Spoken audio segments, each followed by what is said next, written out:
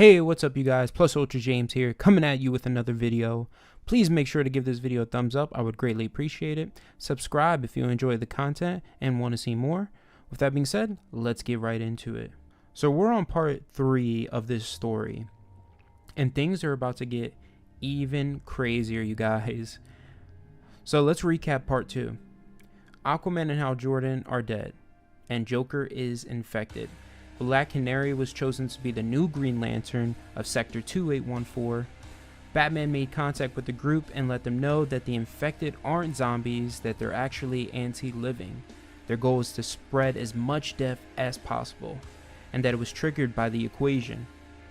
That the infection can be transferred through blood and digital imagery. That in order for the group to save the world, they have to destroy every single person who carries it and take down the internet. After giving them all that information, Batman had finally turned and the virus fully took over. He turned to attack Alfred and Alfred had killed him. So part 3 starts off with a very heartbreaking scene here. Alfred is standing over the bodies of Bruce, Dick, and Tim. Now the reason I say their actual names instead of their hero names is because that's how Alfred has always viewed them as. In the last video, I said that deep down Batman sees each Robin as a son, whether it be Dick Grayson, Jason Todd, or Tim Drake. They're sons to him. But then he legitimately had a son, unbeknownst to him though, with Talia al Ghul, daughter of Ra's al Ghul, Damian Wayne, who is the current Robin. But Alfred isn't just some butler. He is a father to all of them. He views them all as his sons, which we see here while he's standing over their bodies. He says, "My boys, I'm sorry, I couldn't save you." This hurts because Alfred has always been there to pick them up when they're down, heal all their wounds, encourage and motivate them when they fell into despair, stop them when they were pushing themselves too much, and protect them when he had to. So the fact that he couldn't do anything to save his sons breaks Alfred's heart. He turns away and goes into the Batwing. We then pick up with Harley Quinn. In the last issue, it ended up with her confronting the Joker, telling him that it's over. We pick up back with her running from the infected Joker, and as she's running, she sees this guy being taken out by the infected, picks up the gun he was using. She then finally decides to confront the Joker. She turns the gun on him, and as she pulls the trigger, she tells him, "You were never good for me, Mr. J." She kills the Joker, looks at the corpse, shocked initially, coming across like she regrets it, but yells out with joy saying that it was the most cathartic thing ever, and says to the Joker's body, "Look at you." Years of smiling abuse turned him into a psychotherapeutic lump. Basically, her killing him is what helped her get over him and get over that fear. So as she walks away, she's then ambushed, as she states, by the zombie Birds of Prey. Now, if you don't know who the Birds of Prey are, they're a group Harley has been a part of. It's basically an all-women vigilante group. The roster has changed depending on the story, but the main roster consisted of Black Canary, Huntress, Harley Quinn, and Batgirl. In front of Harley though, we find to see that even more members of the Bat family are infected, just gone, which is sad. We have Selena Kyle, Catwoman, who in my opinion is Batman's true love, Barbara Gordon, Batgirl, Kate Kane, Batwoman, and Helena Bertinelli, the Huntress.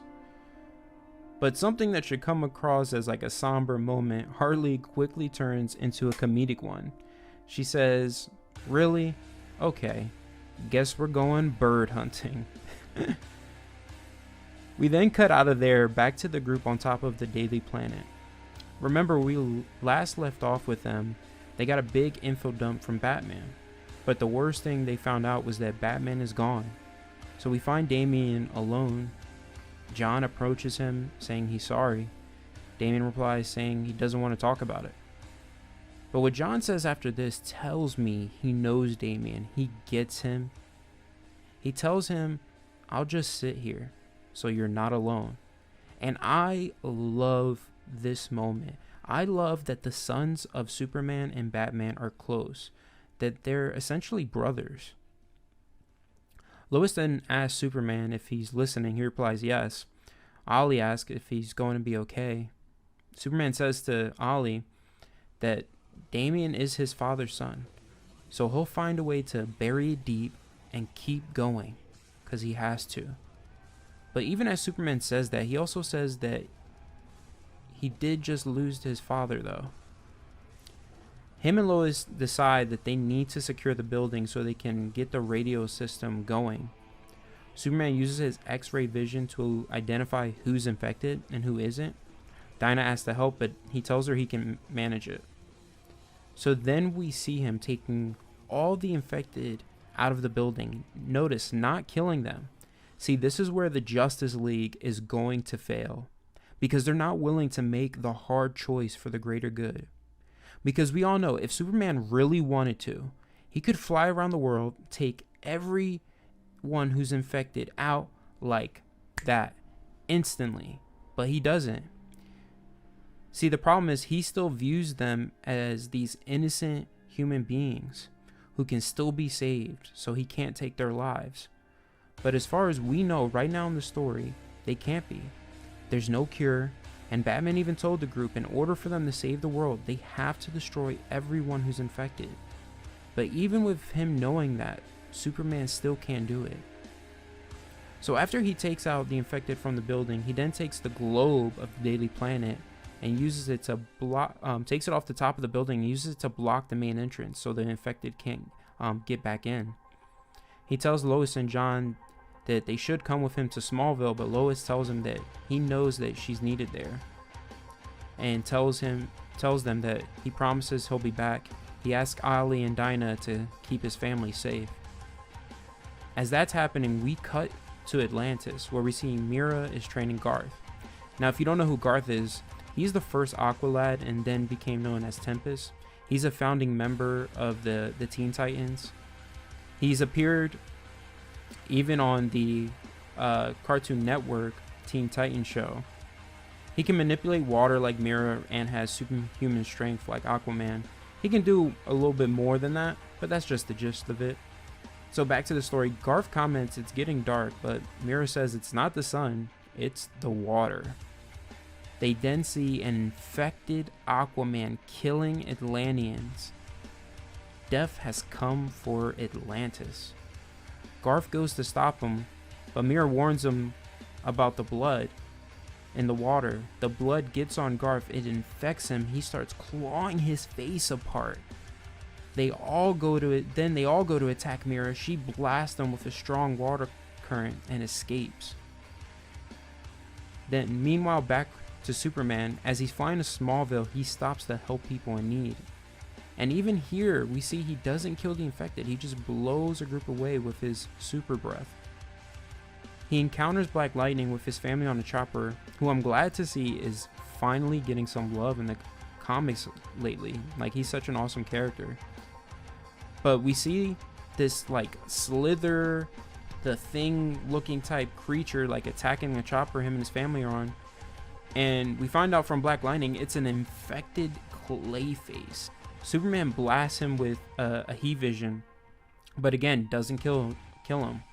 Tells Black Lightning to take his family to the Daily Planet. He finally ends up in Smallville, where we see Martha Kent holding a shovel in front of the locked barn. She tells Clark that his father's inside and that she had to hit him. Clark enters, breaks the lock on the door that he's in, and opens it to see that his father, Jonathan Kent, is infected. And that's where the third issue ends, guys. More heroes have fallen, Atlantis falls, and Superman isn't willing to make the hard choice, and he finds his father is infected. Well, I hope you guys enjoyed the video. If you did, leave a like on the video, I'd greatly appreciate it. Subscribe to the channel if you want to see more and see this story continue. With that being said, have an awesome day, Peace, love, and blessings to you and your family. And remember to always go beyond. Plus ultra. See you guys.